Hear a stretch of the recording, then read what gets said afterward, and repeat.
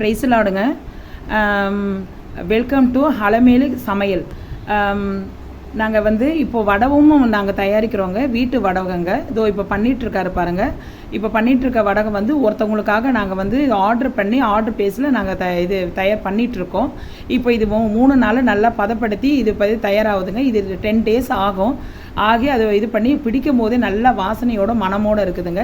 இது நம்ம வீட்டில் செய்கிறனால வந்து அந்த இதோட பதத்தோடு நம்ம அதில் செய்ய வேண்டிய இன்க்ரீடியன்ஸ் எல்லாமே அதோடைய பொருளெல்லாம் நாங்கள் போட்டு நாங்கள் பண்ணிகிட்ருக்கோங்க. இது ஒரு வருஷம் வீணாக போகக்கூடாதுன்னு சொல்லிட்டு ஒரிஜினல் விளக்கெண்ணெயை வாங்கி நாங்கள் யூஸ் பண்ணியிருக்கிறோங்க.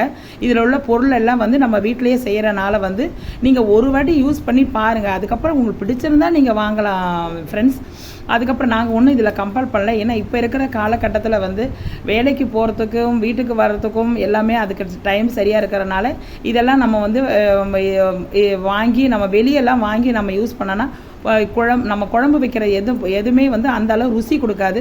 இது மீன் குழம்பு, காரக்குழம்பு, கருவாட்டு குழம்பு அந்த மாதிரி இதுக்கெல்லாம் நீங்கள் யூஸ் பண்ணனா கொஞ்சம் நல்லாயிருக்கும். நம்ம நல்லா இல்லாத வைக்காத குழம்பு கூட இதை போட்டு நீங்கள் அது இது தாளித்து விட்டுனீங்க நல்லா வாசனையாக இருக்கும்.